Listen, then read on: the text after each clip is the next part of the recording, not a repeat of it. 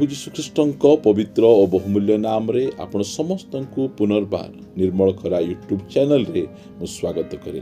प्रभु आपण समस्त को प्रचुर भाव आशीर्वाद करंतु, कारण आपण माने पुनर्बार आम मान सहित जड़ित होइछंती। प्रिय माने एही पृथ्वी पृष्ठ रे अनेक बड़ बड़ घटना गुड़िक घटी जाइछि। प्रथम विश्वयुद्ध होइछि, द्वितीय विश्वयुद्ध होइछि, कोरोना परी बड़ महामारी पृथ्वी रे आसीछि। ए प्रकार विषय बहुत बड़ बड़ विषय गुड़िक होइछि। मात्र ए पृथ्वी पृष्ठ रे घटिथिबा सबुठारु बड़ आ गुरुत्वपूर्ण घटना अटे क्रिसमस। क्रिसमस होछि ए पृथ्वी पृष्ठ रे घटिथिबा सबुठारु बड़ घटना। ता ठारु कोनोसी बड़ घटना ए पृथ्वी पृष्ठ रे केबे घटि नाही। आउ सही क्रिसमस को जो दल घृणा करे से विषय में आपण मान को कहबा पाए चाहे। क्रिसमस को गोटे दल घृणा करे, सेटा होची शैतान रो दल। शैतान से केबे हेले मध्य चाहे नहीं जे स्वर्गर परमेश्वर एई पृथ्वी पृष्ठ को मानव रूप धारण करी आसंतु। एहा केबे हेले मध्य चाहे नहीं। परमेश्वर आ मनुष्य मानक मध्यरे पुनर्बार संपर्क गढ़ी उठू, यह शैतान केबे हेले चाहे नहीं। शैतान रो इच्छा और उद्देश्य यह अटे जे मनुष्य को परमेश्वर ठारू अलगा करिबा, परमेश्वर ठारू भिन्न करिबा।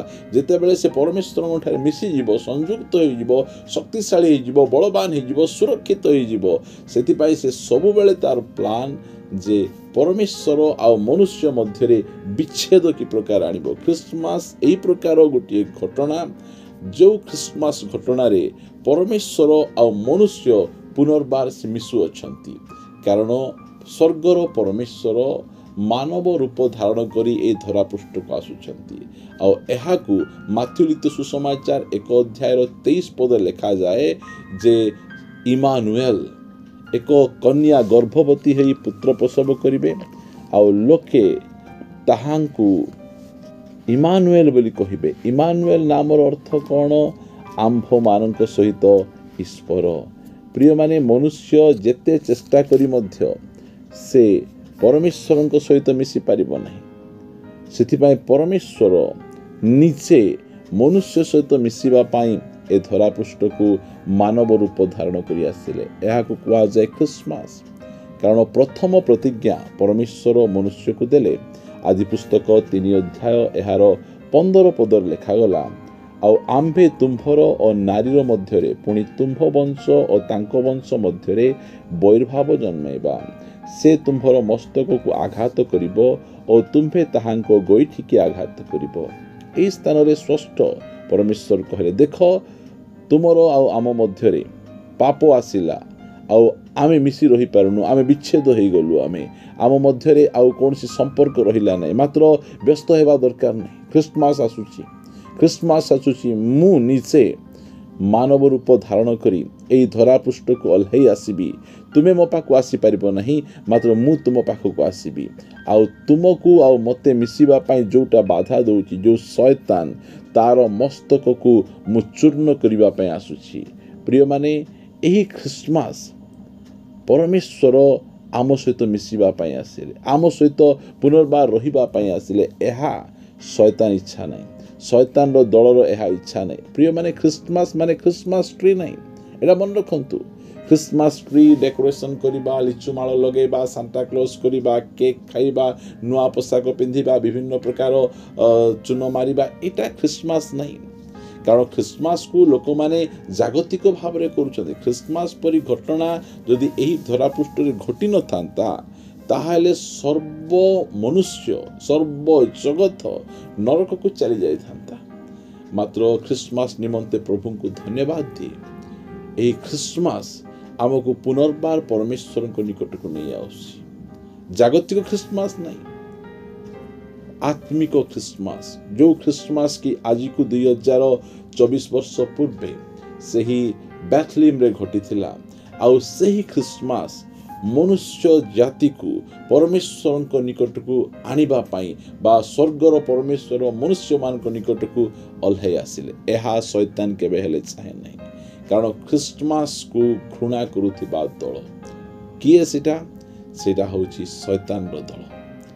शैतान ଆଉ ତାର ଦଳ ସବୁବେଳେ ଖ୍ରୀଷ୍ଟମାସକୁ ଘୃଣା କରନ୍ତି। ଖ୍ରୀଷ୍ଟମାସ ନ ହେଉ, ଖ୍ରୀଷ୍ଟମାସରେ କୌଣସି ଲୋକମାନେ ପ୍ରଭୁଙ୍କୁ ଗ୍ରହଣ ନ କରନ୍ତୁ, ଏହା ସବୁବେଳେ ସେ ଚେଷ୍ଟା କରେ। କାରଣ ଯେଉଁ ସମୟରେ ପରମେଶ୍ୱର ମନୁଷ୍ୟକୁ ସେ ପ୍ରତିଜ୍ଞା ଦେଲେ, ଆମେ ଦେଖୁଛୁ ଆଦି ପୁସ୍ତକ 4 ଅଧ୍ୟାୟରେ ସେ ପ୍ରଥମ ଯେଉଁ ଜନ୍ମ ହୋଇଥିବା ମନୁଷ୍ୟ ସେ ହେଲେ କୟନକୁ ସେ ନିଜ ଅଧିକାରରେ ନେଇଗଲା। ଆଉ କୟନ ଦ୍ୱାରା ସେ ହେବଳକୁ ହତ୍ୟା କରୁଅଛି। କାହିଁକି? କାଳେ ଆଙ୍କର ଦେଇକିନା ସ୍ୱର୍ଗର ପରମେଶ୍ୱର ଏ ଧରାପୃଷ୍ଠକୁ ପଳେଇ ଆସିବେ।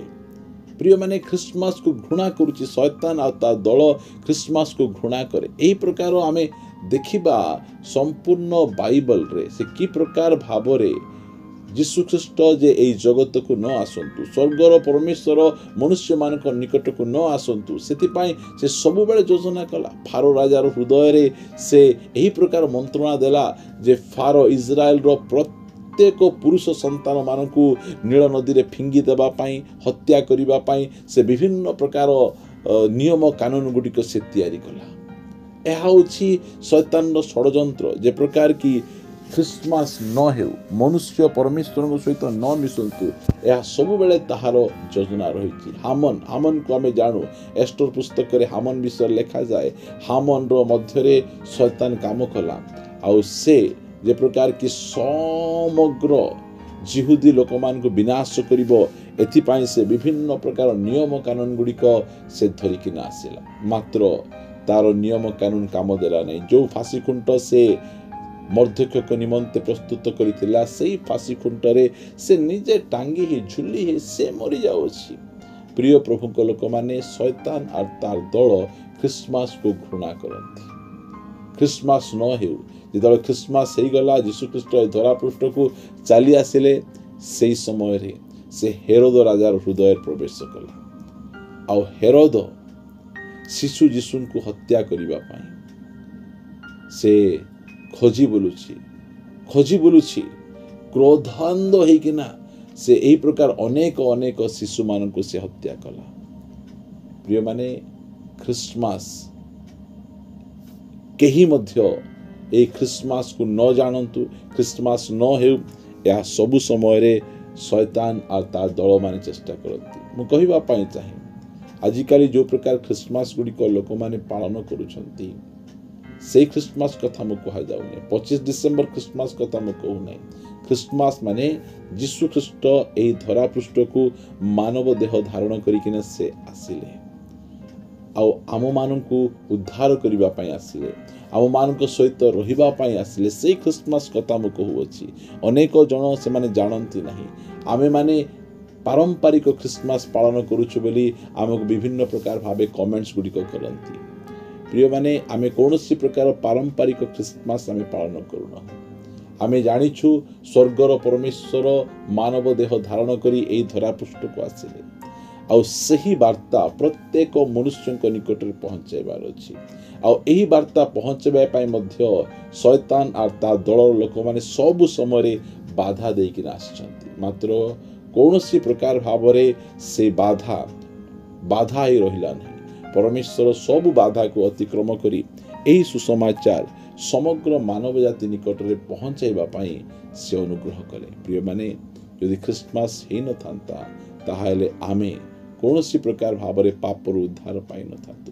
ଖ୍ରୀଷ୍ଟମାସ ହେଇନଥାନ୍ତା, ତାହେଲେ ସ୍ୱର୍ଗର ପରମେଶ୍ୱର ଇମାନୁଏଲ ଭାବରେ ଆମ ସହିତ ଆସିନଥାନ୍ତେ। ଆଜି ଆମର ଦାୟିତ୍ୱ ଏହି ଶୁଭବାର୍ତ୍ତାକୁ ଆମେ ଅନ୍ୟମାନଙ୍କ ନିକଟରେ ଆମେ ପହଞ୍ଚାଇବା। କାରଣ ସମସ୍ତଙ୍କ ନିମନ୍ତେ ଏହା ଏକ ଅତ୍ୟନ୍ତ ଆନନ୍ଦଜନକ ସୁସମାଚାର। ଏହା ଖ୍ରୀଷ୍ଟିଆନ ଲୋକମାନଙ୍କ ନିମନ୍ତେ ଅତ୍ୟନ୍ତ ଆନନ୍ଦଜନକ ସୁସମାଚାର ତାହା ନୁହେଁ। ସ୍ୱର୍ଗର ଦୂତ ମେଷପାଳକମାନଙ୍କୁ ଆସି କହୁଛନ୍ତି, ଭୟ କର ନାହିଁ। ଏହା ସମସ୍ତଙ୍କ ନିମନ୍ତେ ଅତ୍ୟନ୍ତ ଆନନ୍ଦଜନକ ସୁସମାଚାର। ଏହି ସୁସମାଚାର ସମସ୍ତଙ୍କ ନିମନ୍ତେ ରହିଅଛି। ଆଉ ଏହି ସୁସମାଚାର ସମସ୍ତଙ୍କ ନିକଟକୁ ପହଞ୍ଚାଇବା। କେଉଁ ସୁସମାଚାର? ଖ୍ରୀଷ୍ଟମାସର ସୁସମାଚାର। ସ୍ୱର୍ଗର ପରମେଶ୍ୱର ଆମ ସହିତ ବାସ କରିବା ପାଇଁ ଇମାନୁଏଲ ଭାବରେ ସେ ଆସିଅଛନ୍ତି। ଆଉ ସେହି ପରମେଶ୍ୱରଙ୍କୁ ଆମେ ଗ୍ରହଣ କରିବା, ताहाले आमे उद्धार पाई परिबा परित्राण पाई परिबा। आसंतु आमे पदे प्रार्थना करिबा। मंगलमय पिता मु तुमको धन्यवाद दिए क्रिसमस निमंते। क्रिसमस न थांता ताहाले आमे विनष्ट होता, क्रिसमस न थांता ताहाले आमे नरक को चली जाइथांतो। आमे धन्यवाद दोचु क्रिसमस निमंते तुमे एही बड़ घटना आम जीवन रे घटेल, आम जीवन रे तुमे क्रिसमस कल आ प्रभु एही क्रिसमस को अन्य मान को निकट रे आमे पहुंचाई परिबु। दया करी तुमे आम मान को सहाय्य करो प्रभु, सहाय्य करो प्रभु। आमे मध्य द्रुत भाव रे अन्य मान को निकट रे ए अत्यंत आनंदजनक सुसमाचार आमे देई से मान को आमे उत्साहित करि परिबु। सहाय्य करो। प्रार्थना सुनिछ, धन्यवाद दे प्रार्थना प्रभु यीशु को नाम रे मागुछु। Amen amen. Praise the Lord. प्रभु आम समस्त को प्रचुर आशीर्वाद करंतु। प्रभु जो अनुग्रह करंती। आसंता वीडियो रे आमे परस्पर सहित साक्षात करिबा। जो संदेश भलो लागिछि अन्य मान को मध्य आपण शेयर करि परिबे रहिबा। समस्त को नमस्कार। Praise the Lord. God bless you.